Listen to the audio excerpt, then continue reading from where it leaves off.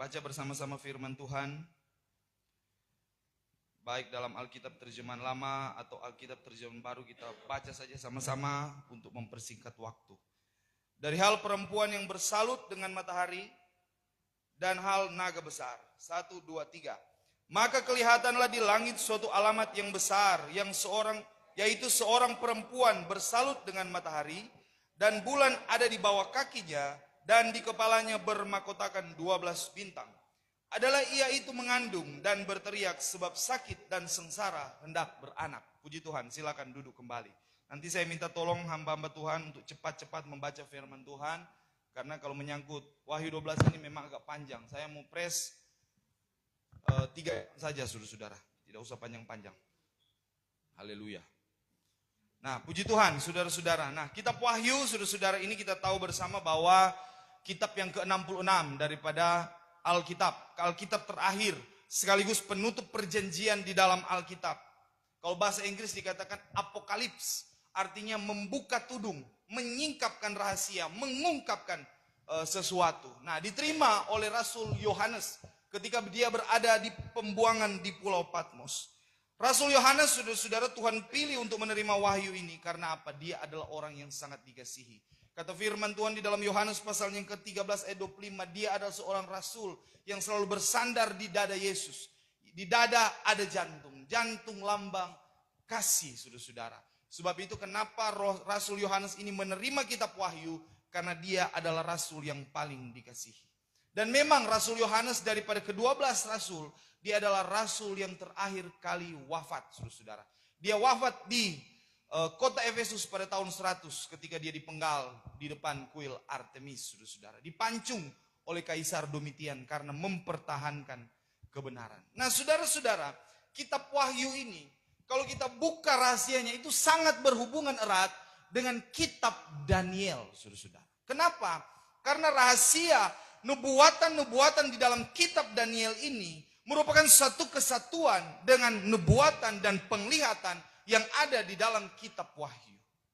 Walaupun memang penulisan kitab Daniel, saudara-saudara, itu kurang lebih 500 tahun sebelum penulisan daripada kitab Wahyu. Tetapi mereka itu adalah satu kesatuan yang tidak bisa dipisahkan. Itulah sebabnya mengapa Tuhan berkata kepada Yohanes di dalam Wahyu pasal 1 ayat yang ke-19, suratkanlah barang apa yang engkau telah tampak, baik pada masa Yohanes, baik masa yang akan datang, yaitu masa sesudah Yohanes.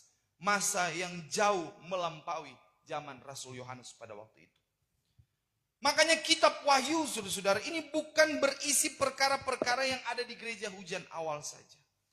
Tetapi justru lebih banyak nubuatan dan penglihatan yang menyangkut tentang keadaan akhir zaman. Menyangkut tentang penyempurnaan gereja Tuhan. Menyangkut tentang kedatangan Tuhan Yesus Kristus kedua kali. Menyangkut tentang kerajaan 1000 tahun masa damai. Menyangkut tentang neraka kekal. Menyangkut tentang kedatangan Tuhan kedua kali pada perang Harmagedon untuk mengakhiri zaman Antikris.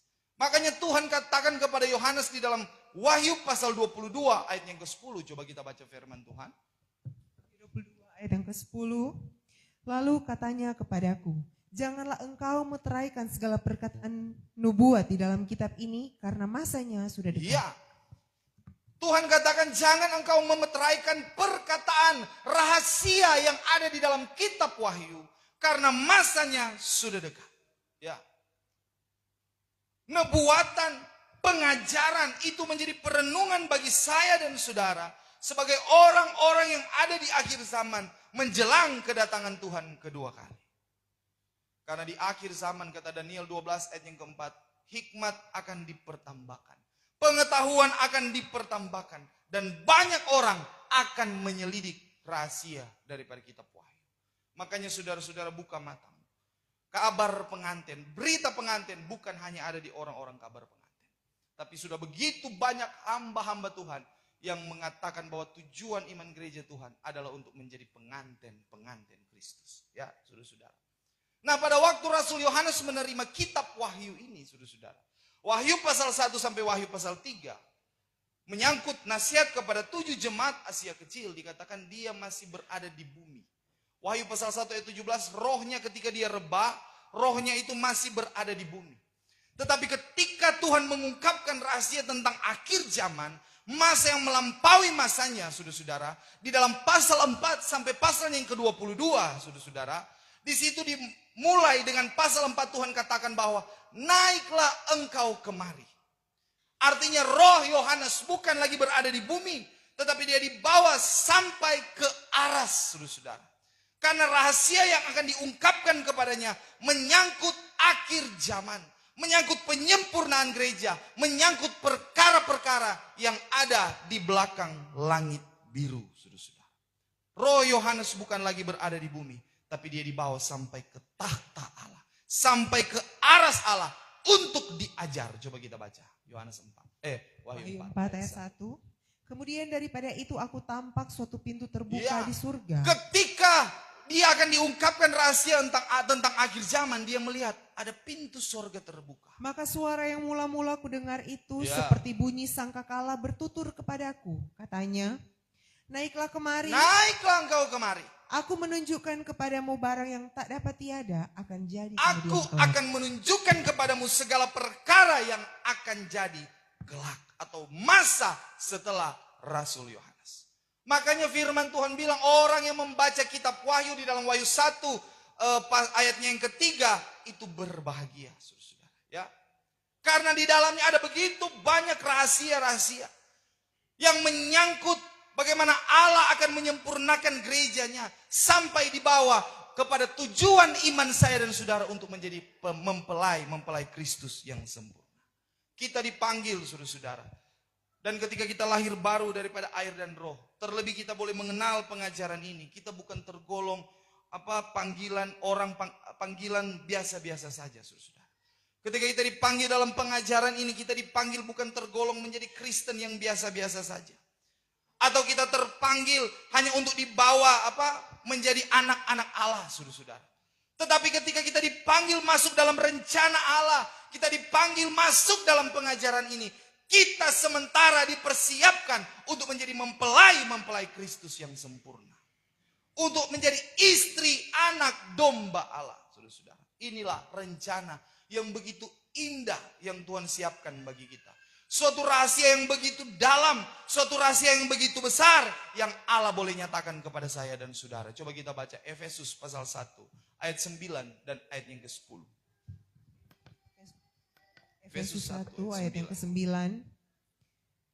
Maka ia sudah menyatakan kepada kita rahasia kehendaknya. Ya, dia menyatakan kepada saya dan saudara rahasia kehendaknya. Menurut kesukaannya, sebagaimana ia sendiri sudah bermaksud. Sebagaimana dia sudah bermaksud. Hendak melakukan apabila masanya genap. Apabila masanya sudah genap. Akan mempersatukan segala sesuatu di dalam Kristus. Dia akan mempersatukan segala sesuatu di dalam Kristus. Baik barang yang di surga. Baik semua yang ada di sorga. Baik barang yang di atas baik bumi. ada di atas bumi, saudara-saudara. Ya. Akan mempersatukan segala sesuatu di dalam Kristus, baik di sorga, baik di bumi. Karena kita harus tahu, saudara-saudara. Wahyu pasal 21 ayat yang ketiga. Ingat, tempat kediaman Allah itu bersama-sama dengan manusia. Ketika Allah menjadikan manusia pertama di Taman Eden, dia diam bersama-sama dengan manusia di sana. Ini adalah tujuan akhir daripada setiap rencana Allah bagi umat manusia, saudara-saudara. Untuk apa? Mengembalikan manusia kepada rancangan semula. Ketika dia menjadikan manusia di Taman Eden. Tetapi kepada saya dan saudara, lebih daripada itu. Kita dianugerahkan pengajaran vision atau wahyu. Kepada orang lain tidak. Matius pasal 13 ayat yang ke-11 firman Tuhan berkata, kepada orang lain tidak diberitahu rahasia kerajaan sorga, tetapi kepada kamu diberitahu rahasia itu. Ya. Supaya apa, saudara-saudara? Supaya kita boleh mengerti pengharapan apa yang terkandung di dalam panggilan kita. Coba baca Alkitab terjemahan baru. Efesus pasal 1 ayatnya yang ke-17 sampai ayat yang ke-19. Alkitab terjemahan baru. Efesus 1 ayat yang ke-17. Dan meminta kepada Allah Tuhan kita Yesus Kristus, yaitu Bapa yang mulia itu, supaya ia memberikan kepadamu roh hikmat. Supaya dia memberikan kepada kita roh hikmat untuk mengetahui segala rahasia Allah.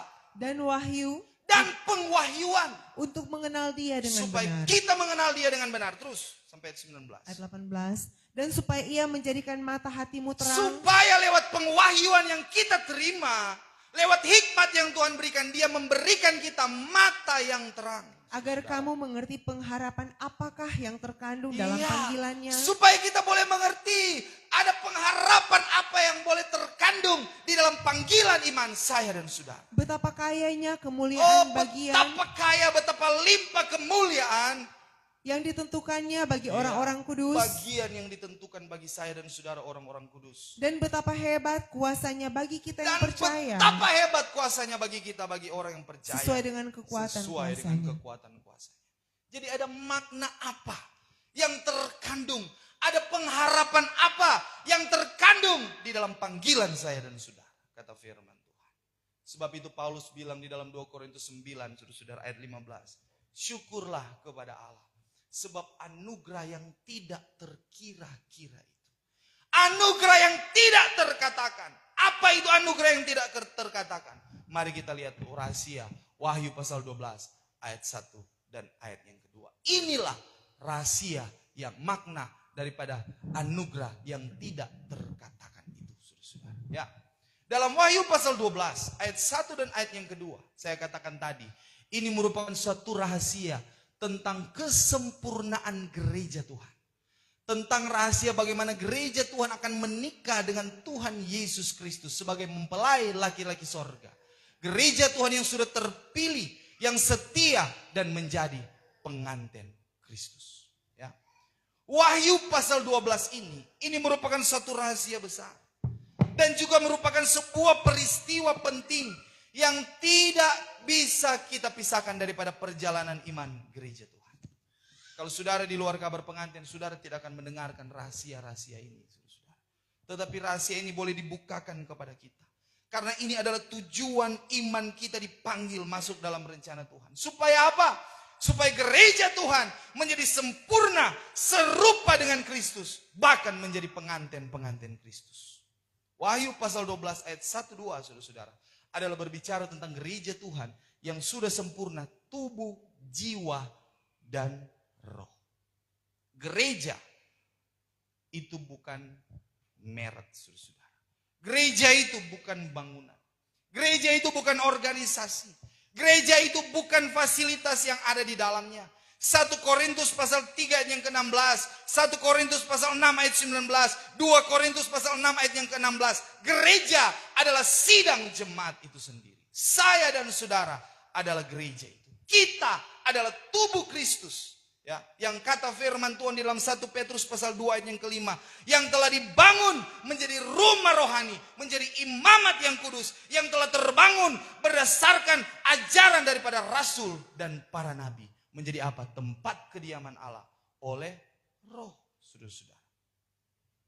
Jadi rahasia Wahyu pasal 12 ini ayat 1-2 bukan tentang bangunannya, saudara-saudara.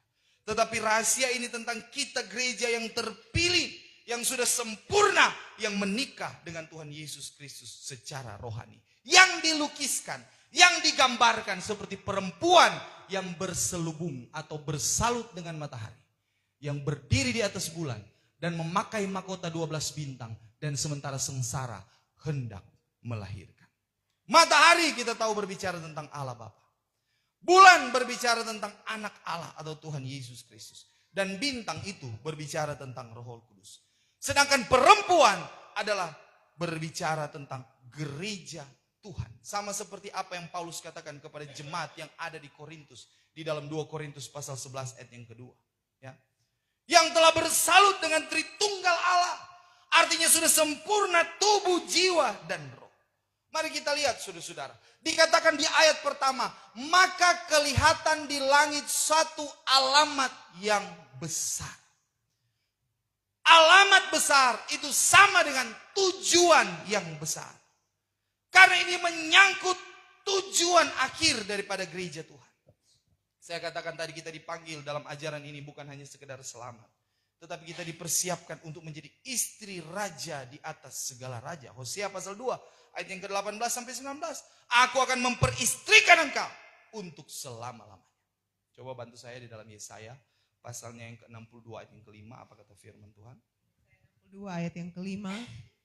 Karena seperti seorang teruna beristrikan seorang anak Seperti darah, seorang teruna yang beristrikan seorang anak darah. demikian pun engkau akan diperistrikan Demikian oleh Dia engkau, hai umat-umat Tuhan, hai sidang jemaat, akan diperistrikan oleh Dia yang menyembuhkan yang dikau, sudah menyembuhkan engkau dari penyakit dosamu. dan seperti seorang mempelai laki-laki Ya, bergemar seperti seorang mempelai laki-laki bergemar akan mempelai perempuan. akan mempelai perempuan. Demikian pun Allahmu kelak Ya. bergemar akan dikau. Ya, saudara-saudara. Jadi kita sementara dipersiapkan untuk menjadi istri daripada raja di atas segala raja. Makanya Paulus pernah berkata kepada jemaat yang ada di Efesus, di dalam Efesus pasal 5 ayat yang ke-25, saudara-saudara. Hai segala suami, kasihilah istrimu seperti Kristus mengasihi sidang jemaat dan menyerahkan dirinya karenanya. Ya. Karena hubungan suami istri itu adalah gambaran hubungan antara Kristus dan sidang jemaat. Makanya Paulus bilang, aku cemburu kepada kamu dengan suatu cemburuan ilahi. Karena aku sudah mempertunangkan kamu dan memperhadapkan, membawa kamu seperti seorang perawan yang suci yang diperhadapkan kepada Kristus. Ini merupakan suatu rahasia besar, saudara-saudara, yang Paulus bilang, tetapi dia kiaskan seperti Kristus dan sidang jemaat. Yang jadi pertanyaan saat ini, bagaimana saya bisa sampai kepada alamat yang besar di langit itu? Bagaimana saya bisa sampai kepada tujuan iman? Apakah saya cuma sekedar percaya saja? Apakah saya cuma sekedar bertobat saja? Apakah saya cuma sekedar dibaptis saja? Apakah cukup ketika saya cuma ibadah-ibadah saja? Karena untuk sampai pada alamat tujuan yang besar di langit, saudara-saudara, seperti perempuan yang bersalut dengan matahari, bulan dan bintang, yang bersalut dengan Tritunggal Allah, tidak cukup saudara cuma percaya. Tidak cukup saudara cuma sampai pada pertobatan. Tidak cukup saudara sampai dibaptis saja. Tidak cukup saudara sampai hanya sekedar rajin ibadah saja. Tetapi ada satu rangkaian proses yang panjang dan begitu berat yang harus dilewati oleh setiap gereja Tuhan. Untuk sama seperti perempuan di dalam Wahyu pasal 12. Saya tidak berkata bahwa untuk sampai kepada perkara ini mustahil, saudara-saudara. Tapi saya berani berkata untuk sampai pada hal ini tidak mudah. Begitu berat perjuangan yang harus saudara lewati untuk sampai menjadi pengantin Kristus. Engkau harus hidup dalam pengajaran benar. Engkau harus memberi kehidupanmu kepada Tuhan. Bahkan rela sampai mati. Saudara-saudara. Ya, ini kata firman Tuhan. Sama halnya seperti Ruth. Sama seperti Esther. Sama seperti Solamit. 3 tokoh perempuan di dalam Alkitab adalah gambaran perjalanan iman gereja Tuhan. Dan teladan yang mereka berikan itu harus kita ikuti supaya kita sampai pada kesempurnaan gereja, supaya kita bisa menjadi pengantin Kristus.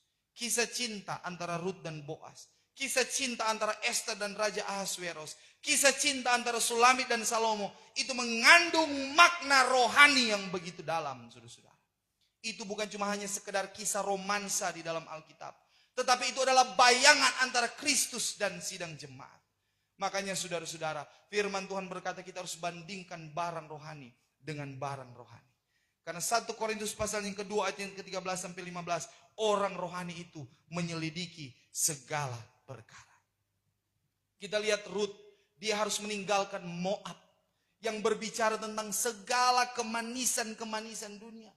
Keinginan mata, keinginan tubuh, hidup dengan kesombongan. Jika itu masih melekat pada saya dan saudara, kita tidak akan disempurnakan. Ya, saya selalu katakan minggu lalu di dalam Roma 8 ayat yang ke-8. Orang yang masih hidup dalam tabiat duniawi, orang yang masih hidup di dalam kedagingan tidak diperkenankan Allah. Makanya begitu berat untuk sampai pada proses, untuk sampai pada tujuan iman, yaitu gereja pengantin. Kita harus jadi seperti Esther. Esther untuk menjadi permaisuri, menjadi ratu Persia, dia harus dilulut 2 kali 6 bulan, 1 tahun. Sebagai apa? Tanda penghukuman atas daging. Dilulut dengan apa pertama? Minyak mur. Kemudian dilulut dengan minyak bau-bauan atau minyak narwastu. Mur itu rasanya pahit. Makanya saudara-saudara, kalau ada proses kepahitan-kepahitan dalam hidup, itu tandanya saudara sementara dilulut kedagingan saudara. Ya. Untuk sampai pada tujuan iman. Kita harus jadi seperti Sulamit. Standar untuk menikah dengan Tuhan Yesus Kristus bukan cuma sekedar cantik. Tetapi kata firman Tuhan, amat cantik. Sangat elok. Mungkin saat ini iman saya dan saudara sudah elok di hadapan Tuhan. Tapi yang Tuhan tuntut bukan cuma elok, tapi amat elok. Baca itu firman Tuhan. Kidung Agung 3, 4 ayat yang ke-7. Ya. Elok sekali engkau hai Adinda, dan barang suatu celah pun tiada padamu. Iya. Tidak boleh ada cacat, tidak boleh ada celah, kata firman Tuhan. Kita harus hidup kudus, suci, dan benar pada pemandangan mata Tuhan. Makanya di dalam Yehezkiel pasal 16 ayat 13, untuk naik pangkat permaisuri, engkau harus menjadi amat elok, saudara-saudara. Ya. Efesus pasal 4 ayat yang ke-15 dan sampai 17. Itu dikatakan bahwa Tuhan boleh ada cacat celah. Efesus pasal 5 juga demikian. Tidak boleh ada cacat celah. Tidak boleh ada keruk. Ya. Dan kita harus sampai kepada tahap iman yang sudah dewasa. Saudara-saudara. Tuhan tidak akan menikah dengan anak-anak. Tapi dia akan menikah dengan orang yang sudah dewasa. Dewasa apa? Dewasa iman. Bagaimana caranya supaya kita sampai kepada kedewasaan iman? Apakah ketika saya sudah jadi Kristen lama, saya sudah dewasa iman? Apakah sudah lama saya hidup dalam pengajaran kabar pengantin, sehingga sudah jaminan bahwa iman saya sudah dewasa? Belum tentu, saudara-saudara. Ya. Karena tanda kedewasaan iman di dalam gereja bukan dilihat, bukan ditentukan dari berapa lama kita hidup dalam pengajaran ini. Tetapi ditandai bagaimana dengan kehidupan kita yang sudah hidup sesuai dengan firman atau tidak. Ditandai apakah hari demi hari kita semakin serupa dengan Kristus atau tidak. Dan jadi pertanyaan saat ini, apakah saudara hari demi hari semakin serupa dengan Kristus? Ya. Karena untuk sampai pada kesempurnaan gereja Tuhan, di meterai yang keempat itu, di hari ke-980, saudara-saudara, puncaknya ada di sini. Tapi proses penyempurnaan hari-hari ini.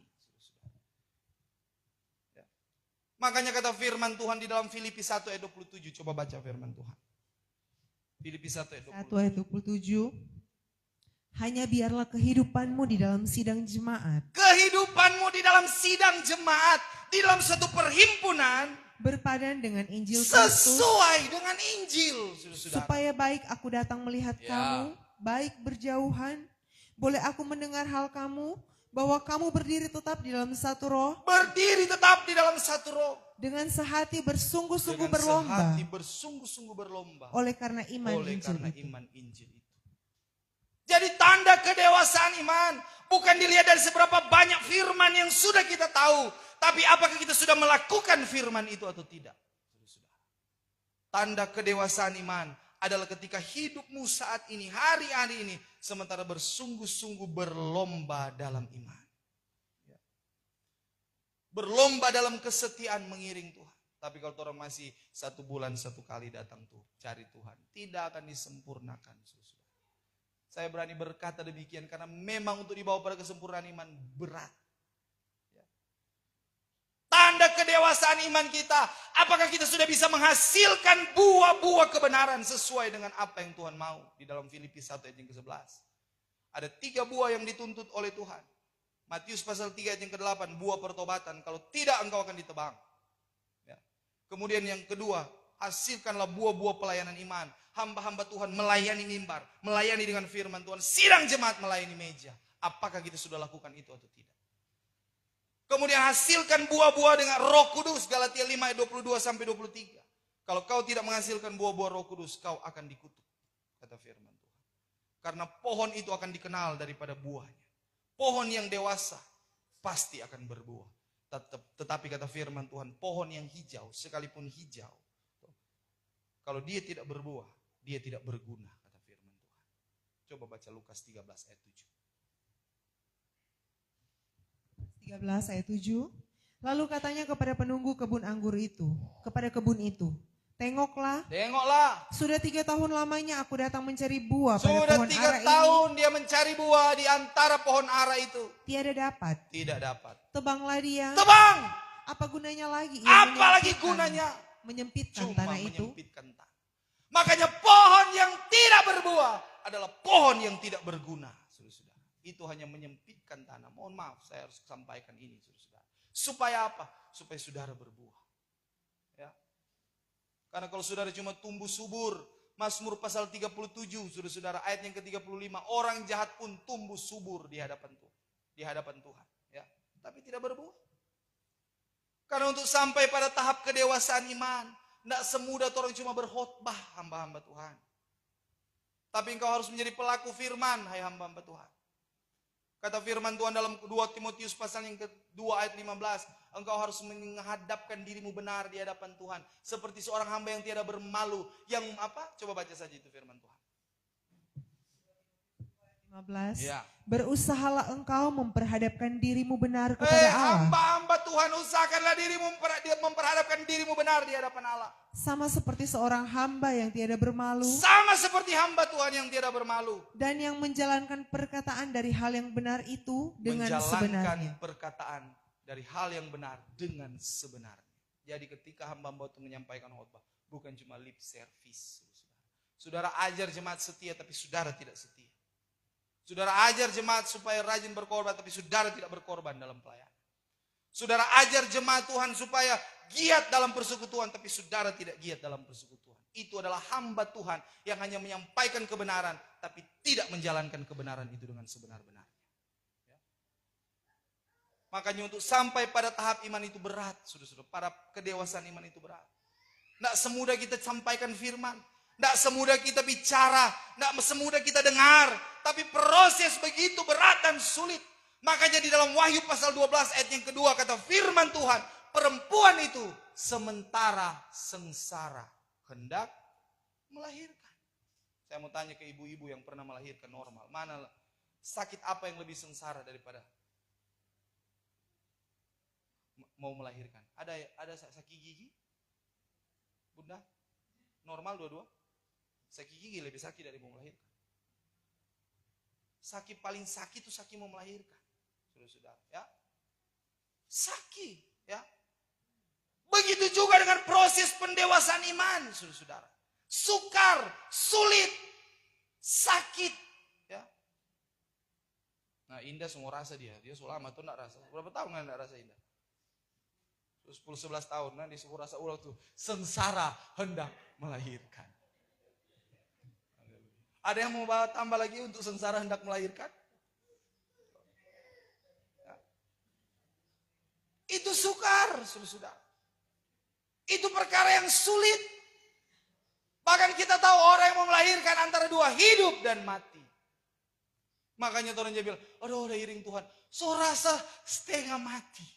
Iyalah. Karena sementara sengsara hendak melahirkan, saudara-saudara. Ya. Gereja pengantin itu sementara mengandung. Mengandung dari apa? Mengandung daripada anugerah Roh Kudus. Saudara kira mengandung daripada anugerah Roh Kudus gampang? Susah. Siksa. Apa yang baru dapat karunia, dapat nubuatan, dapat penglihatan. Oh Tuhan proses kehidupannya. Sementara sengsara hendak melahirkan. Ya. Mengandung, perempuan yang mengandung di dalam Wahyu pasal 12 ini, saudara-saudara. Itu adalah bahasa kiasan di dalam Alkitab. Yang bukan menggambarkan kondisi medis seseorang, tetapi ada juga yang menggambarkan sesuatu seperti kenyataan. Nanti sebentar kita sampai ke sana. Sebagaimana jeruk mengandung vitamin C, saudara pernah lihat jeruk hamil? Nggak pernah toh? Saudara pernah lihat pomegranat? Delima, saudara pernah lihat? Delima itu kan mengandung apa? Antioksidan.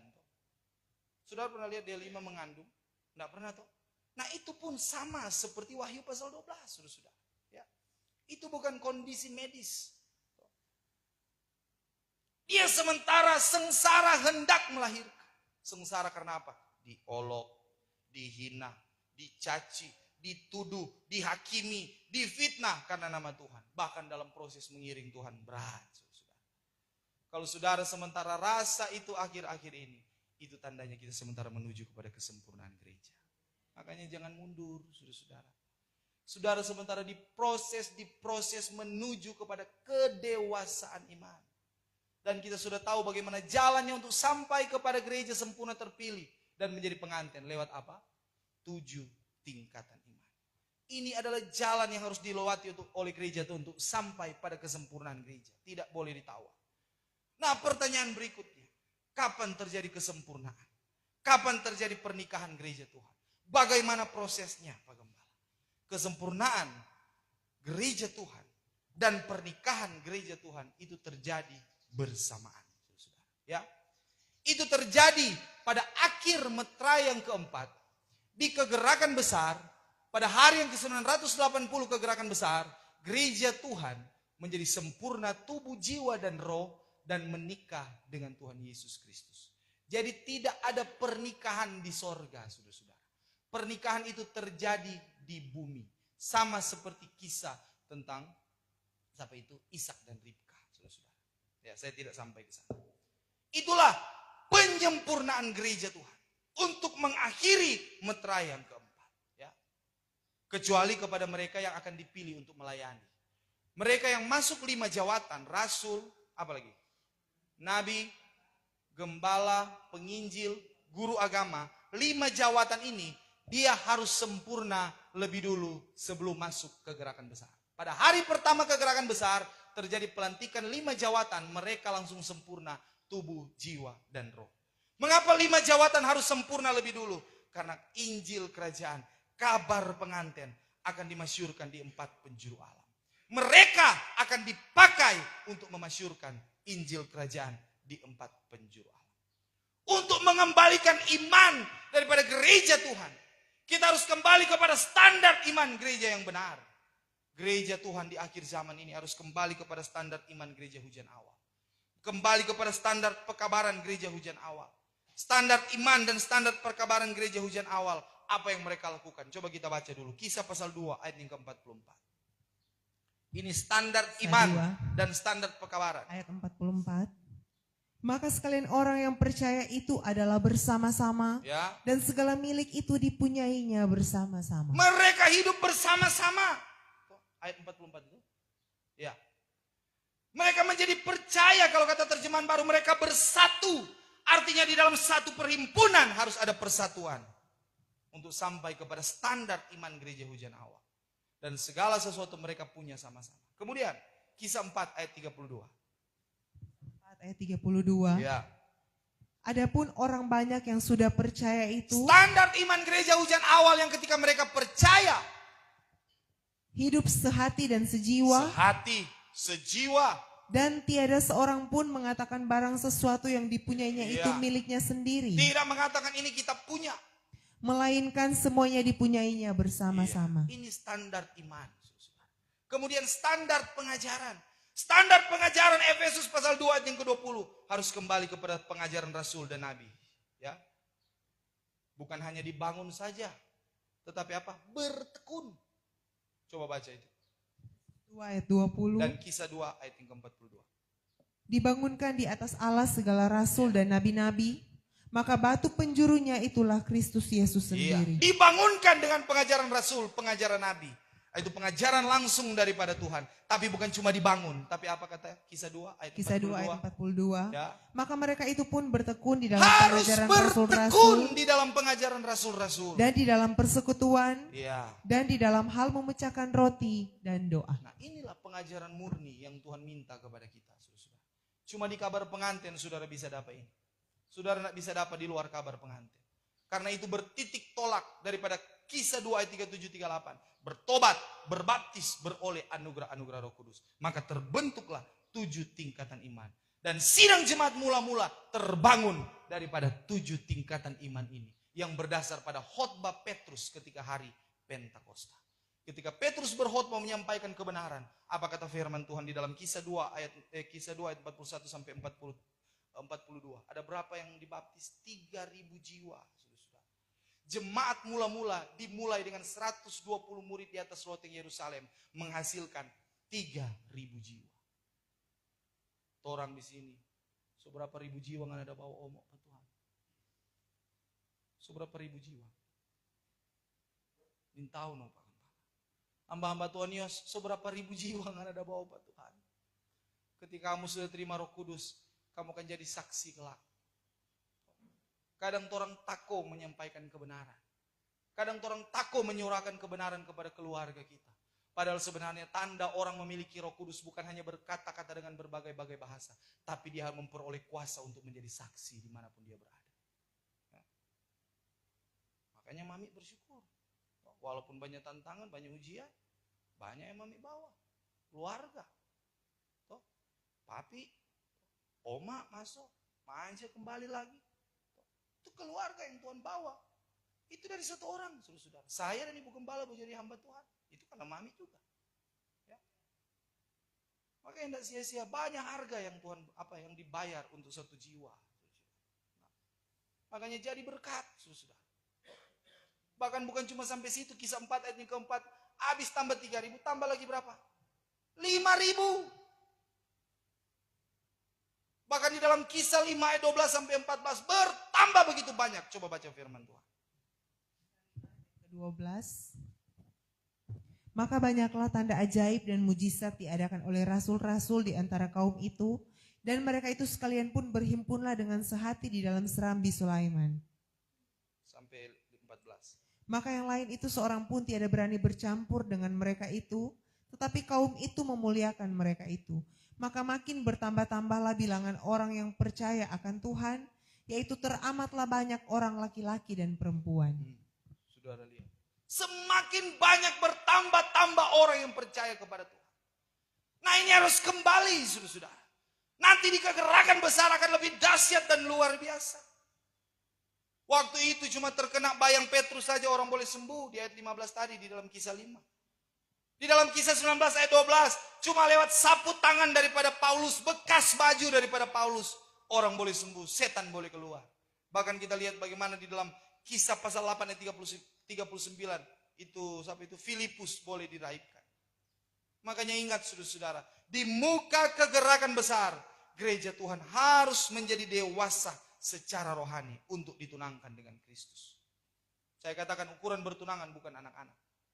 Orang yang Tuhan Yesus bukan cinta monyet. Tapi cinta yang murni, cinta yang betul-betul akan membawa kita sampai kepada pernikahan dengan Tuhan Yesus Kristus. Saat ini adalah masa-masa pertunangan itu. Makanya ukuran iman kita harus menjadi dewasa supaya saudara bisa bertunangan dengan Kristus. Ukuran dewasa adalah 7 tingkatan iman ini. Ada di tingkat iman keberapa dewasa, saudara? Pelajaran Matius pasal yang ke-24. Ada di mana untuk dewasa? 6. Karunia roh. Jadi kalau masih ada di tingkat iman yang kelima, apalagi tingkat iman yang keempat, masih kanak-kanak secara rohani. Tuhan tidak akan menikah dengan orang yang masih kanak-kanak secara rohani. Makanya berjuang sampai saudara dapat karunia Roh Kudus. Nanti jawatan itu akan masuk pada kegerakan besar dan kedewasaan buah-buah roh itu. Ya. Karena sebelum masuk ke gerakan besar, gereja Tuhan harus kaya, harus limpah dalam hal-hal rohani. Limpah firman, Kolose pasal yang ketiga dan ke-16, dan limpah dengan Roh Kudus, saudara-saudara. Makanya jangan cuma sibuk memikirkan tuh sandang, pangan, papan. Apa yang kita mau makan hari ini, apa yang kita mau minum hari ini, apa yang kita mau pakai hari ini. Tuhan bilang di dalam Matius 6 ayat 32, bukankah semua itu dicari oleh bangsa-bangsa kafir yang tidak mengenal Allah? Padahal Bapamu di sorga terlebih mengetahui apa yang menjadi kebutuhan kamu. Ya. Tuhan bilang, cari dahulu kerajaan Allah serta kebenarannya, semua pasti Tuhan akan tambahkan. Saya dan Ibu Gembala walaupun cuma makan telur, tapi kami masih makan.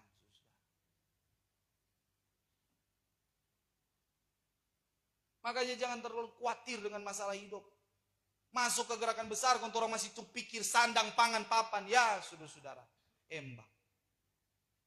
Karena ingat di gerakan besar, saudara tahu, kabar pengantin itu cuma akan jadi kesaksian bagi segala bangsa. Waktunya begitu singkat, cuma berapa? 980 hari. Kalau kita santai-santai, bisa jadi penggenapan firman Tuhan. Engkau yang terdahulu akan jadi terkemudian. Saya kalau lihat hamba-hamba Tuhan dia khotbah, apalagi dia subawa tentang mempelai Kristus, saya cemburu, saudara. Aduh Tuhan mulai bukakan kepada mereka. Orang di Geswa, di kabar pengantin, cuma simpang-simpang ditampah. Tidak jadi saksi, tidak jadi berkat. Ingat saudara-saudara, tidak ada Musa, Yosua bisa memimpin orang Israel. Ya. Tidak ada Elia, Tuhan bilang masih ada 7.000 laki-laki yang tidak bertelut pada Baal. Artinya tidak ada saudara, ada orang lain yang Tuhan boleh mau pakai. Jangan merasa orang paling besar, orang yang paling dipakai ke gerakan besar. Kalau saudara tidak mulai dari hari ini, saudara tidak akan dipakai pada kegerakan besar. Ya. Makanya persiapkan diri baik-baik, supaya kita boleh menuai pada kegerakan besar. Karena Tuhan bilang di dalam Matius 9 ayat yang ke-37, sungguh tuaian banyak, tetapi penuainya sedikit. Ya. Ini 12 rasul dibantu dengan 5 jawatan, 4.000 hamba Tuhan, 9.000 hamba-hamba Tuhan. Dan bisa juga sidang jemaat dipakai. Karena untuk mempelopori kegerakan besar. Ini ada DP gambar. Ya ini. Ada sidang jemaat Philadelphia. Akhir zaman sebagai pelopor kegerakan besar. Yang akan dipimpin oleh 12 rasul gereja hujan akhir. Pekabarannya seperti pekabaran singa menikas. Kalau tahun pertama pekabaran masih dinominasi oleh pekabaran pertobatan. Pekabaran penyempurnaan. Tetapi masuk tahun kedua dan tahun ketiga, pekabaran akan disatukan menjadi pekabaran kabar pengantin. Di tahun-tahun inilah kabar pengantin akan menjadi pemenang mutlak. Di masa-masa inilah kata firman Tuhan, Roh Kudus akan dicurahkan secara penuh. Di dalam membaca itu, Yoel pasal yang kedua ayat 23. Dan Sakaria 10 ayat 1. Yoel 2 ayat yang ke-23. Maka segala Bani Sion akan bersuka cita dan bergemar akan Tuhan Allahnya. Karena ia pun akan mengaruniakan kepadanya hujan awal betul pada musimnya. Bahkan ia pun akan menurunkan kepadamu hujan lebat dengan limpahnya. Baik hujan awal, baik hujan akhir seperti dahulu. Baik hujan awal ketika dicurahkan di loteng Yerusalem. Begitu berlimpah banyak orang dibaptis. Banyak orang percaya. Demikian juga hujan akhir. Akan dilimpahkan berlimpah-limpah. Baca. Sakaria 10 ayat 1. Pintalah olehmu hujan daripada Tuhan. Maka jemaat Tuhan minta akan hujan daripada Tuhan. Maka pada musim hujan akhir akan diadakan Tuhan beberapa awan yang kabus. Ya, pada musim hujan air atau gereja hujan air akan datang awan yang kabus. Dan dikaruniakannya kepada mereka itu hujan yang lebat. Ya. Sehingga hijaulah tumbuh-tumbuhan di bendangnya masing-masing. Makanya saudaranya bilang gereja hujan awal dan gereja hujan akhir. Ada di dasar firman Tuhan. Ya. Supaya tumbuh-tumbuhan atau jiwa-jiwa bertumbuh subur. Minggu lalu saya sudah katakan pencurahan Roh Kudus di loteng di kegerakan besar tahun pertama 2 kali ganda daripada gereja hujan awal. Tahun kedua 7 kali ganda dari gereja hujan awal. Tahun ketiga 10 kali ganda daripada gereja hujan awal. Karena pada kegerakan besar ini saudara-saudara, puncak daripada karunia Roh Kudus. DP puncak ada di kegerakan besar. Setelah gereja sempurna, setelah gereja menikah dengan Tuhan Yesus Kristus, maka segala karunia akan berhenti. Makanya stop dia bilang karunia paten. Karunia tidak paten, saudara. Karunia akan berhenti. Karena selalu saya dengar di orang-orang kabar pengantin. Tuh bapak kok sana, dia karunia paten. Biar sudah jadi ibadah, maka dia dapat karunia penglihatan di rumah. Dia ada lihat tuh gembala sana, dia kata sebegini, gembala ada setia-setia dan melayani, dia sudah lihat tuh gembalanya war-war. Padahal dia karunia sudah murni, saudara. Makanya ada karunia paten, saudara. Stop pasang tuh mindset karunia paten. Nebuat akan berakhir, karunia lidah akan berhenti, pengetahuan akan berakhir, dia ditiadakan. Tapi kasih yang tidak berkesudahan. Ya. Coba itu 1 Korintus 3 ayat 13 ayat 8 1 sampai Korintus 10. 13 ayat yang ke-8 terjemahan baru. Ya. Kasih tidak berkesudahan. Kasih tidak berkesudahan. Nubuat akan berakhir. Nubuat akan berakhir. Bahasa roh akan berhenti. Bahasa roh akan berhenti. Pengetahuan akan lenyap. Pengetahuan akan ditiadakan atau lenyap. Sebab pengetahuan kita tidak lengkap. Karena pengetahuan kita belum sempurna. Dan nubuat kita tidak sempurna. Tetapi jika yang sempurna tiba. Tapi ketika kesempurnaan gereja itu tiba. Maka yang tidak sempurna maka itu yang akan tidak lenyap. sempurna akan ditiadakan. Ada seorang siswa bertanya kepada saya.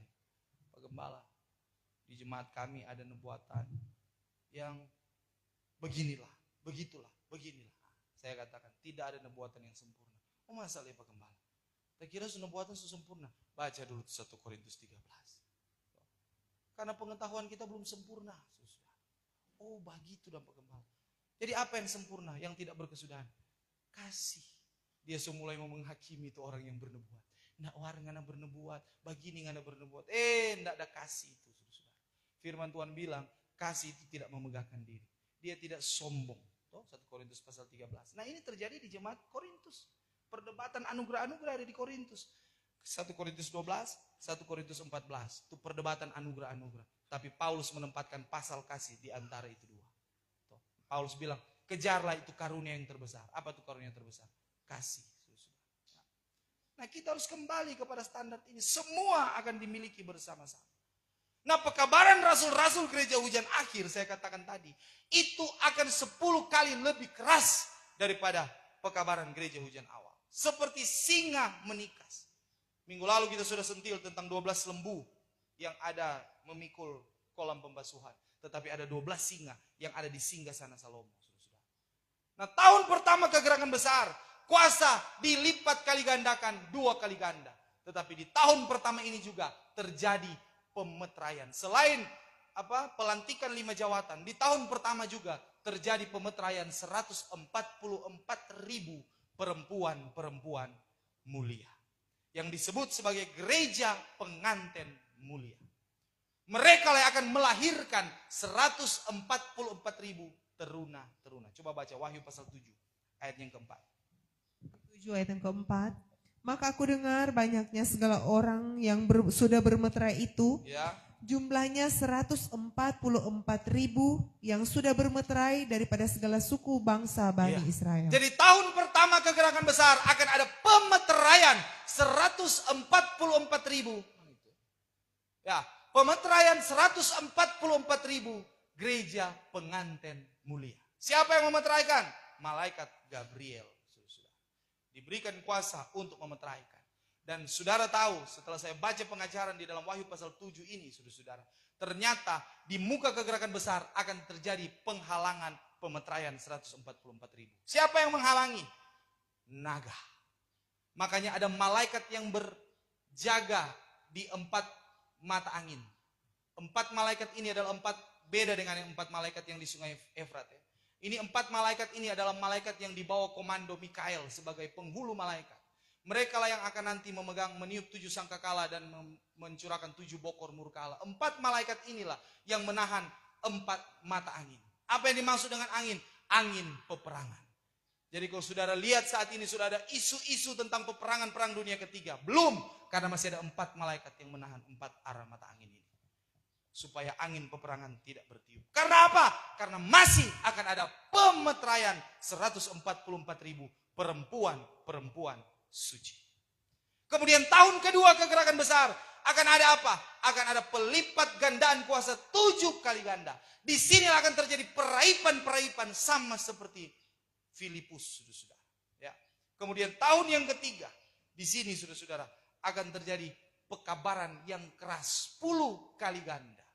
Nah, pekabaran keras ini sudah diumpamakan di dalam Kisah Para Rasul 5 ayat 4-5 dan 7-10. Saudara tahu apa itu? Kisah Ananias dan Safira. Ini Tuhan hamba Tuhan bilang, ini terampai masa balas dendam. Masa dia bilang, iyo.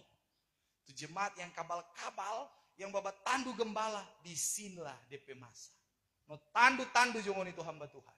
Kalau 10 kali ganda dia bertobat jadi Ananias, dia berdoa jadi Ananias dan Safira bagi jemaat-jemaat yang babat tandu.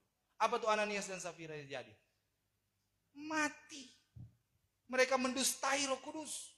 Mereka mendukakan Roh. Kemudian apa yang Petrus bilang? Ado ngana ini Ananias. Coba baca jadi ayat itu. Kisah 5 ayat yang ke-4. Ya. Selagi belum dijual, bukankah milikmu sendiri? Waktu dorang jual tanah, memang dorang punya saudara-saudara. Tapi sebelum kau jual memang milikmu sendiri. Dan setelah sudah terjual, Tapi ketika terjual, bukankah harganya itu di dalam kuasamu? nah, Apakah sebabnya engkau sudah merundingkan perbuatan ini di dalam hatimu? Bukannya engkau berdusta kepada manusia, melainkan kepada Allah. ayat 5. Apabila Ananias mendengar perkataan ini, maka rebahlah ia, lalu putus nyawanya. Nah, terus. Maka ketakutan yang sangat besar pun datanglah menimpa sekalian orang yang mendengar hal itu. 7. Sekira-kira 3 jam kemudian daripada Kemudian itu, 3 jam kemudian daripada Ananias mati karena mendustai Roh Kudus, bininya itu pun masuklah. masuklah DP bini. Dengan tiada menyangka akan barang yang sudah berlaku itu. Ya. Maka kata Petrus kepadanya, Katakanlah kepadaku, sungguhkah tanah ini kamu sudah jual dengan sekian harganya? Maka kata perempuan itu, sungguh sekian itulah harganya. Ya. Tetapi kata Petrus kepadanya, apakah sebabnya kamu bersepakat mencobai roh Tuhan? Tengok bahwa kaki orang yang menanamkan lakimu itu ada di muka pintu, dan mereka itulah akan mengusung engkau keluar. 10. Maka ia pun rebahlah seketika itu juga dekat kaki Petrus, langsung putus nyawanya. Lalu masuklah orang muda-muda itu, didapatinya perempuan itu sudah mati. Maka diusungnya keluar dan ditanamkannya di sisi lakinya. Iya. Dong belum kelar tanang DP suami, DP istri baku ikut. Itu bukan cinta sehidup semati, saudara-saudara. Ya. Itu karena mendustai Roh Kudus. Itu karena mendukakan roh. Nanti itu juga akan terjadi pada tahun ketiga kegerakan besar. Ketika engkau tidak bertobat, banyak tandu-tandu hamba Tuhan. Disinilah masa pembalasan itu, saudara-saudara. Kalau sekarang belum, bertandu Jo, tidak apa-apa. Nanti di sini Jo baru bertobat, saudara-saudara. Ya.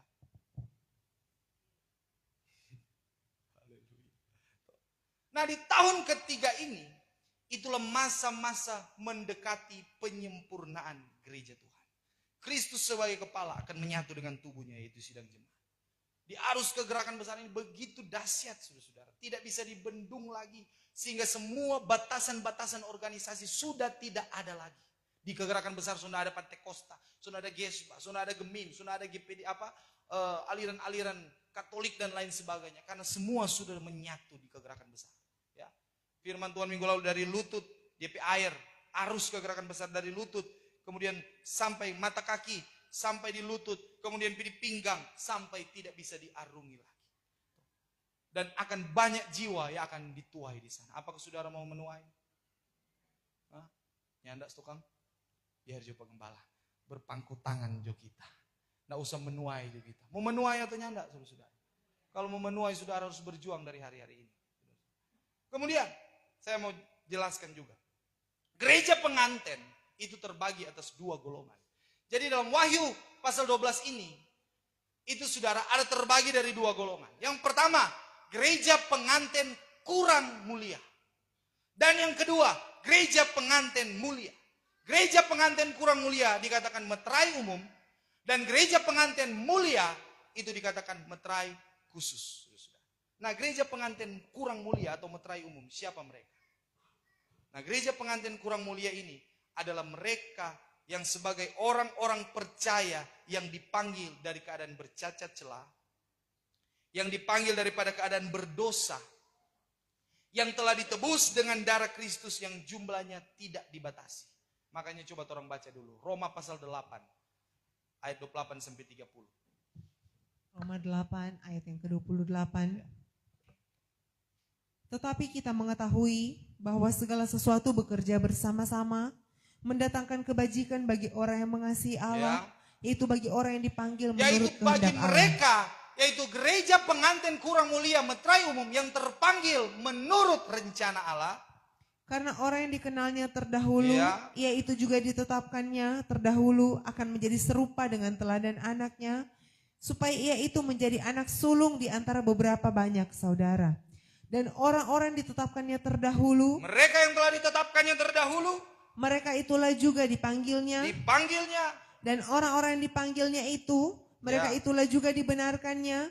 Dan orang-orang yang dibenarkannya itu, mereka itulah juga dipermuliakan. Inilah gereja pengantin kurang mulia. Atau meterai umum yang terpilih dan terpanggil atas rencana Allah. Mereka inilah yang telah terbangun dengan pengajaran Rasul, pengajaran Nabi. Yang minum susu yang jati, yang telah melewati proses 7 tingkatan iman. Nanti lewat pekabaran kabar pengantin inilah, orang-orang kabar pengantinlah yang akan memenangkan gereja pengantin mulia. Yaitu gereja yang mempunyai meterai khusus. Yaitu Wahyu pasal 7 tadi ayat 1 sampai ayat yang ke-8. Itu golongan pertama. Golongan kedua adalah gereja pengantin yang mulia atau meterai khusus. Jumlahnya sudah ditentukan. Cuma 144.000. Dan saya tahu tidak ada di jemaat sini. Nanti sebentar orang lihat di kriteria. Tidak ada di jemaat sini, saya tahu itu. Karena itu cuma khusus perempuan. Cuma khusus anak darah. Bapak-bapak jangan berharap. Ya. Karena gereja pengantin mulia cuma khusus kepada perempuan. Tetapi kalau gereja pengantin kurang mulia, nah itu terbuka untuk umum. Ya. Jadi orang mulia di situ ada mungkin suatu gereja pengantin mulia ini ada Diandra di situ, ada mungkin Ayu Stokang, atau mungkin Mentari, orang enggak tahu, atau mungkin nanti Indah Pe anak, siapa tahu. Makanya jangan minum obat, jangan imunisasi. Nanti orang akan lihat sampai di sana, saudara-saudara. Ya, mereka gereja pengantin mulia ini. Kesucian mereka, saudara-saudara, melebihi daripada kesucian Maria yang melahirkan Yesus. Karena apa? Mereka tidak berdosa. Mereka sempurna tubuh, jiwa, dan roh.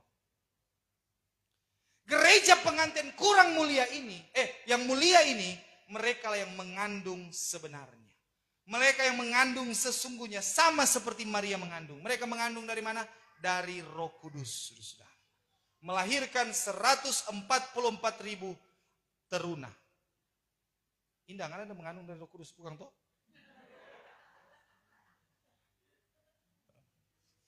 Ini gereja pengantin mulia ini mengandung dari Roh Kudus. Dan standar untuk menjadi seperti mereka, mereka harus suci roh, suci jiwa, suci tubuh. Suci roh tidak bersekutu dengan pengajaran setan-setan. Tidak bersekutu dengan pengajaran iblis. Suci jiwa, suci roh tidak pernah bertanya kepada peramal-peramal, tidak bertanya kepada dukun-dukun dalam bentuk apapun. Kalau dia mulai bertanya, enggak pernah kita pergi dukun Pak Gembala. Kita cuma jabatannya di Facebook, siapakah jodohku? Mungkin adalah A, kita lihat Tessa aja begitu kan Tessa? Tessa jabatannya jodoh di Facebook, siapa kita pe jodoh? Huruf A, huruf B, kok dia so percaya? Kok dia mulai jadi cocok-cocok dan di gereja? Tapi inisial tapi jodohin huruf J. Kayak gitu udah pimpin pujian tadi. Itu cocok logi, saudara-saudara. Hati-hati. Ya. Tidak ada yang mustahil, haleluya. Amen. Jadi gereja pengantin mulia, dia suci roh, saudara-saudara. Dia tidak bertanya kepada peramal-peramal. Apalagi tanya feng shui, saudara. Kalau mau tanya begitu tapi apa? Dia antara percaya dan tidak percaya kan? Tuh dia bilang begitu, baking apa itu? Tanpa mau masak itu mesti menghadap matahari. Supaya kita berkat boleh datang. Kita bilang boleh begini.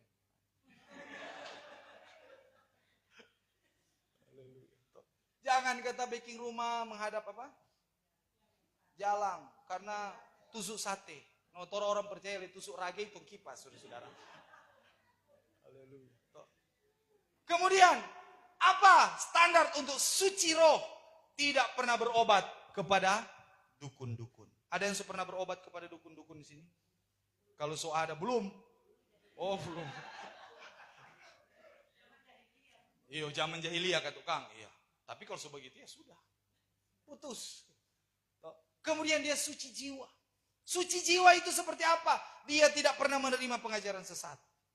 Dia tidak pernah menerima pengajaran palsu. Gereja pengantin mulia, dia tidak sombong. Dia rendah hati. Dia tidak pembohong. Bahkan dengar-dengaran kepada firman Tuhan. Itu suci jiwa. Dan yang terakhir, suci tubuh. Nah, ini yang berat. Makanya saya katakan, pasti tidak ada di GFK. Pertama, dia tidak pernah disentuh oleh laki-laki. Ya. Siapapun itu, kecuali DP papa. Tapi kalau sudah jabat tangan, cipika-cipiki, sudah embang. Sudah. Tidak pernah disentuh oleh laki-laki. Apa, ini pernah disentuh oleh laki-laki?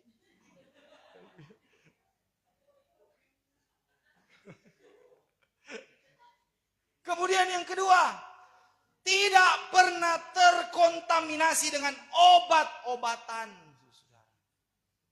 Obat apa? Mau obat sakit kepala, mau obat sakit mah, mau imunisasi, tidak pernah terkontaminasi dengan hal-hal itu. Dan yang ketiga paling berat bagi perempuan, tidak pernah bersolek dengan alat-alat kecantikan. Oh ya. Iya. Omak bilang, doh batal kita ini. Mami bilang, "Doh, batal kita ini." Ya. Nggak pernah bersolek. Susah toh bagi perempuan kalau nggak mau bersolek, saudara. Toh, Nova, ada toh kana? Ya, saudara-saudara. Makanya dulu waktu aku Mina masih hidup, dia marah sekali kalau dia bersolek, saudara-saudara. Toh. No, salah-salah enggak jadi pengantin mulia bersolek juga terek, no. Haleluya. Toh. Dan ingat, cuma khusus perempuan. Ya. Dan mereka akan menikah dengan Tuhan Yesus pada umur 19 tahun. Karena waktu mereka dimeteraikan, mereka berumur 17 tahun. Ya. Inilah yang disebut sebagai perawan yang suci. Ada DP ayat. 1 Korintus 7 ayat 1 dan 2 Korintus 7 ayat 1. Coba baca firman Tuhan. 1 Korintus 7 ayat 1, 2 Korintus 7 ayat 1. Menjawab segala pertanyaan di dalam suratmu itu, maka baiklah laki-laki jangan menyentuh perempuan. Baik laki-laki jangan menyentuh perempuan. 2 Korintus 7 ayat 1. Ya. Sedang ada bagi kita perjanjian yang demikian, hai kekasihku. Ada perjanjian yang demikian, kata firman Tuhan. Hendaklah kita bersuci daripada segala najis tubuh dan roh, serta menyempurnakan kesucian dengan takut akan Allah. Iya. Itulah saudara-saudara. Gereja yang mulia itu gereja yang suci di hadapan Tuhan. Dapat yang mustahil, Kang, saudara-saudara. Nggak mungkin kalau ada perempuan yang nggak bersolek. Nggak mungkin kalau ada orang yang nggak pernah disentuh oleh laki-laki kecuali DP papa. Nggak mungkin ada apa DP nama? Seseorang yang nggak pernah minum obat. Mustahil bagimu, tapi tidak ada mustahil bagi Tuhan. Coba baca Markus 10 ayat 27.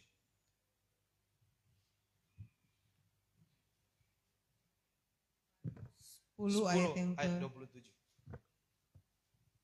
27. Ya. Lalu Yesus memandang mereka itu serta katanya, kepada manusia perkara itu mustahil. Kepada manusia ini perkara mustahil. Tetapi bukannya kepada Allah. Bukannya kepada Allah. Karena kepada Allah segala sesuatu ada di dalam Karena kuasanya. kepada Allah segala sesuatu ada di dalam kuasanya. Kalau saudara tidak tahu siapa orang, ya memang Allah belum kasih tahu. Tapi tidak ada yang mustahil bagi Tuhan. Firman Tuhan bilang, kepikiranku bukan kepikiranmu.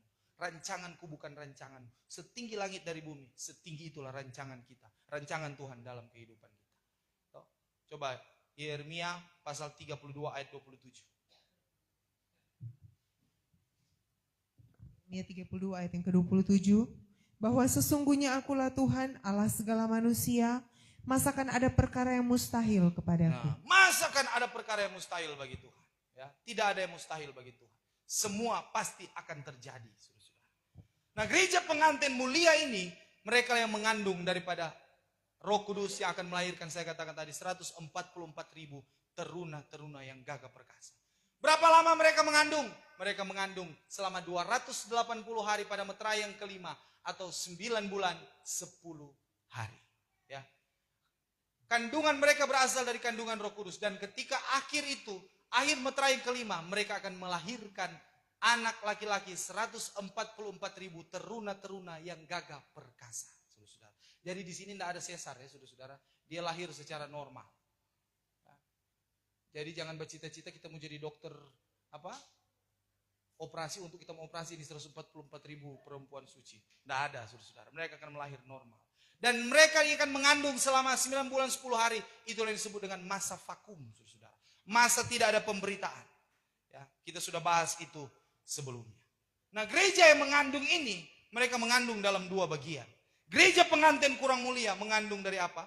Mengandung dari karunia-karunia Roh Kudus. Akan diolok, akan disindir, akan dibenci, akan disiksa, akan disakiti. Nah, banyak daripada gereja pengantin yang kurang mulia ini yang mengandung itu, yang mengandung daripada apa? Bukan yang mengandung dari Roh Kudus ya, yang mengandung karena sengsara hendak melahirkan dari karunia-karunia. Mereka ini akan banyak dibunuh pada kegerakan besar. Gereja pengantin yang akan mati pada kegerakan besar itu cuma gereja pengantin meterai umum atau kurang mulia. Kalau meterai khusus tidak akan mati di sana. Ya, makanya Tuhan pernah katakan, ingat perkara ini. Seorang hamba tidak akan pernah lebih besar daripada tuannya. Sebagaimana mereka menganiayakan aku, mereka juga akan menganiayakan kamu. Ya, penyiksaan yang akan terjadi pada meterai yang kelima, pada masa mati syahid ini, saudara-saudara, yaitu penganiayaan yang sungguh luar biasa. Mulut dirobek, Ini for gereja yang sudah sempurna ya. Mulut dirobek, lidah dipotong, Tuhan bilang. Ditarik dengan motor, disiram air panas, kepala dikuliti, mata dicungkil, perut ditusuk, digoreng, digantung, disalib, daging digiling, digantung di pesawat, digores-gores, disayat-sayat, kemudian siram dengan garam dan cuka. Dikurung dalam ruang gas beracun, dilempar di tengah laut, dilempar dalam gua-gua gelap, dibakar dengan api unggun, dan penyiksaan yang mengerikan lainnya. Ini untuk penyiksaan bagi mereka yang akan mati syahid, ya. Tapi mau tako di situ, so ndak tako. Karena apa? Sudah sempurna tubuh, jiwa, dan roh. Ya. Tapi itu cuma penyiksaan tubuh, saudara-saudara. Nanti masuk di zaman antikris lebih soal, penyiksaan tubuh, jiwa, dan roh. Di sinilah orang mulai ditolak dari rumah ibadah. Makanya ada ini, saudara lihat, ada yang ditolak di rumah ibadah, ada yang dibakar, ada yang dibunuh.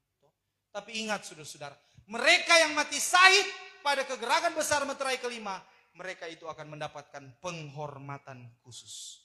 Wahyu pasal 8 ayat 1, tatkala anak domba membuka meterai yang ke-8, kata firman Tuhan terjadi sunyi senyap di sorga. Itu berbicara tentang hening cipta selama setengah jam. Ada hening cipta di sorga selama setengah jam. Untuk siapa?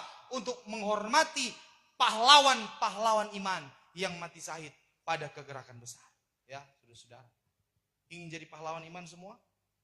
Haleluya. Siap dihormati, siap mati syahid. Amin. Terserah Tuhan. Kalau kita tadi mau Tuhan. Kita mau ikut keangkatan gereja Tuhan.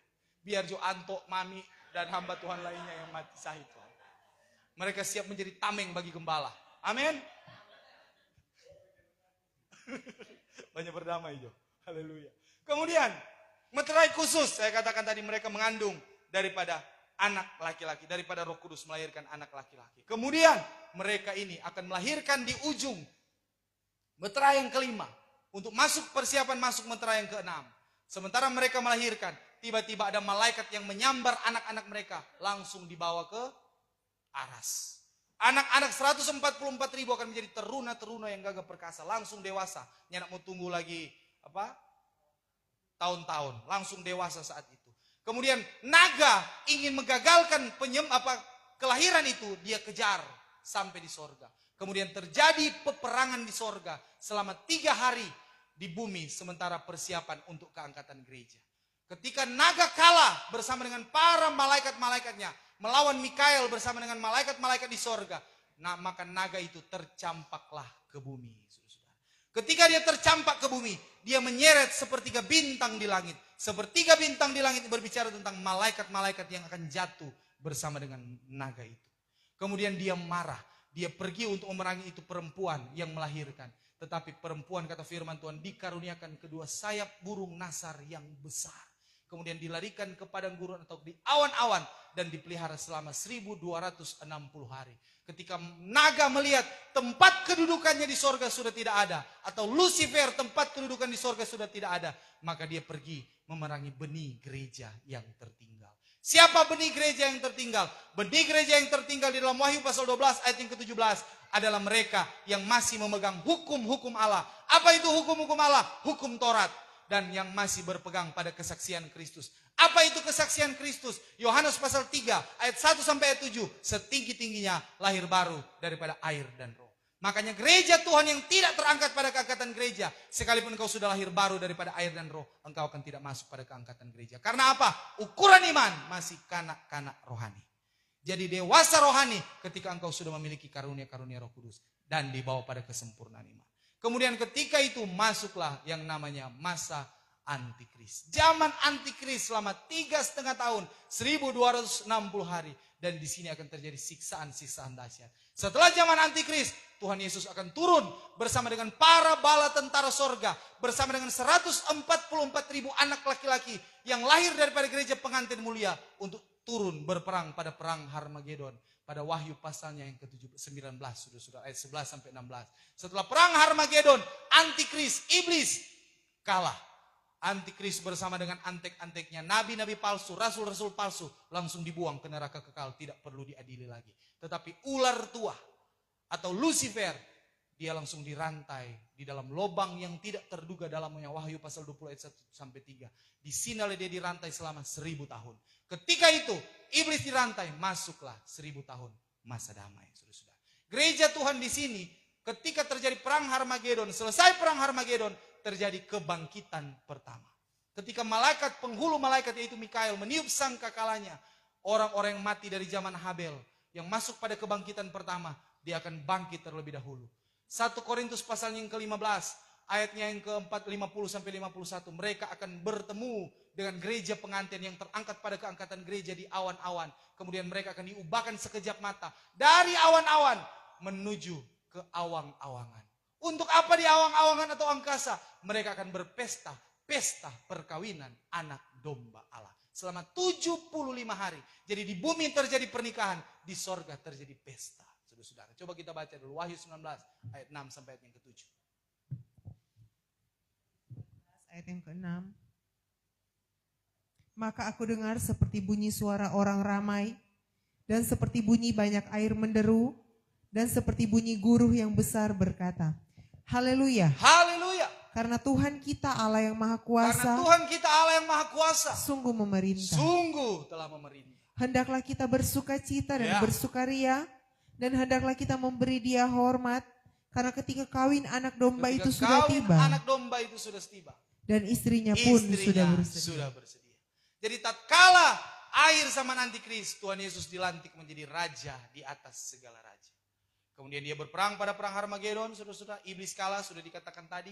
Kemudian gereja kebangkitan pertama menuju ke awan-awan, diubahkan sekejap mata, bertemu dengan mereka yang ada di awan-awan dengan gereja pengantin. Makanya orang jadi ingat lagu, ada pertemuan di udara, pertemuan yang manis. Makanya saudara-saudara kalau rindu ke sana, setia sampai langkah yang terakhir. Bertemu dengan orang-orang yang orang kasihi. Bertemu dengan orang-orang yang orang cintai di awan-awan yang permai.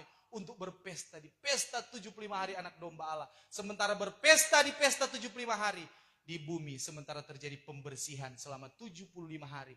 Karena banyak yang mati. Tetapi orang-orang yang tembus zaman antikris, mereka yang akan membersihkan bumi selama 75 hari. Sedangkan mereka yang terangkat berpesta pada pesta perkawinan anak domba. Setelah bumi bersih, orang-orang akan turun dan memerintah pada kerajaan 1000 tahun masa damai. Memerintah selama 1000 tahun, saudara-saudara. Inilah janji yang Tuhan berikan bagi kita, saudara-saudara. Eden kembali dipulihkan oleh Tuhan. Haleluya. Mau sampai ke sana, berjuang sampai langkah terakhir. Setelah itu apa, saudara-saudara? Setelah itu nanti selanjutnya. Haleluya, Tuhan Yesus memberkati. Firman Tuhan. Mari kita tunduk kepala, kita satu dalam doa. Bapa kami yang ada di dalam kerajaan sorga, di dalam nama Tuhan Yesus Kristus. Terima kasih untuk firman-Mu yang sudah kami dengar. Tanam teguh meteraikan dalam hati kami, supaya kami tidak berdosa kepada Tuhan. Tuhan bawa kami